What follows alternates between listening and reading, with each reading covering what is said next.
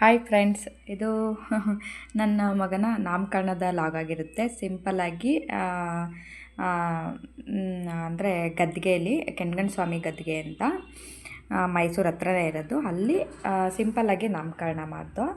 ಅದು ಹೇಳ್ಬೇಕಂದ್ರೆ 9 ಅಂದರೆ 1 ವರ್ಷದೊಳಗಡೆ ಮಾಡಬೇಕಿತ್ತು. ಕಾರಣದಿಂದ ಮಾಡೋಕ್ಕಾಗಿಲ್ಲ. ಮತ್ತು ಆದಮೇಲೆ 1 ವರ್ಷ ಆದಮೇಲೆ ಮಾಡೋಣ ಅಂತ ಅಂದ್ಕೊಂಡು ಅಷ್ಟಕ್ಕೆ ನಮ್ಮ ಅತ್ತೆಗೆ ಸ್ವಲ್ಪ ಹೆಲ್ತ್ ಇಶ್ಯೂ ಆಯಿತು. ಮತ್ತು ಮಾಡೋಕ್ಕಾಗಲಿಲ್ಲ. ಅದಾದಮೇಲೆ ಮತ್ತೆ 2 ಇಯರ್ಸ್ ಆದಮೇಲೆ ಮಾಡೋಣ ಅಂತ ಅಂದ್ಕೊಂಡು ಆವಾಗ ನಾನು ಮತ್ತೆ ಹೆಲ್ತ್ ಇಶ್ಯೂ ಇತ್ತಲ್ಲ, ಹಾಗಾಗಿ ಅವರು ಡೆತ್ ಆದರು.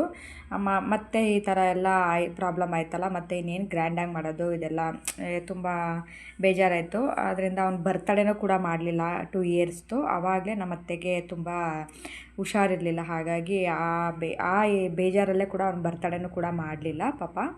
ಸರಿ ಅಂತ ಹೇಳ್ಬಿಟ್ಟು ನಾಮಕರಣನೂ ತುಂಬ ಗ್ರ್ಯಾಂಡಾಗಿ ಮಾಡಲಿಲ್ಲ. ಅವ್ನಿಗೆ ಇವಾಗ ಮುಡಿ ಕೊಡಲೇಬೇಕು. ಯಾಕೆ 2.5 ವರ್ಷ ಆಯಿತು, 3 ವರ್ಷ ಹತ್ತತ್ರ ಆಗ್ತಾ ಬಂದುಬಿಡುತ್ತೆ ಅಂತ ಹೇಳ್ಬಿಟ್ಟು ಸಿಂಪಲಾಗಿ ಮಾಡಿಬಿಡೋಣ.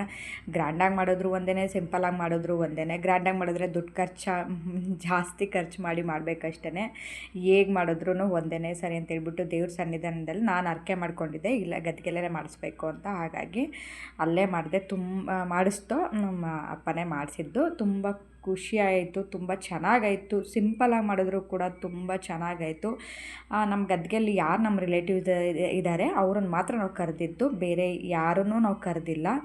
ಸಾಕು, ಇಷ್ಟೇ. ದೇವ್ರ ಆಶೀರ್ವಾದ, ಮತ್ತು ಅವನಿಗೆ ದೇವ್ರ ಆಶೀರ್ವಾದ, ನಮ್ಮ ಆಶೀರ್ವಾದ, ತಾತ ಅಜ್ಜಿ ಅಲ್ಲಿ ಬಂದಿರೋ ಆಶೀರ್ವಾದ ಸಿಕ್ತು. ತುಂಬ ಖುಷಿಯಾಯಿತು ನಿಜವಾಗ್ಲೂ. ಇವರು ನಮ್ಮ ಹಸ್ಬೆಂಡ್ ಅವರ ಅಪ್ಪ, ಅವರು ಮಂಗಳಾರತಿ ಎಲ್ಲ ತಗೋತಿದ್ದಾರೆ ಅವ್ರನ್ನ ಎತ್ಕೊಂಡು. ತುಂಬ ಖುಷಿಯಾಯಿತು ಅಂತಲೇ ಹೇಳ್ಬೋದು.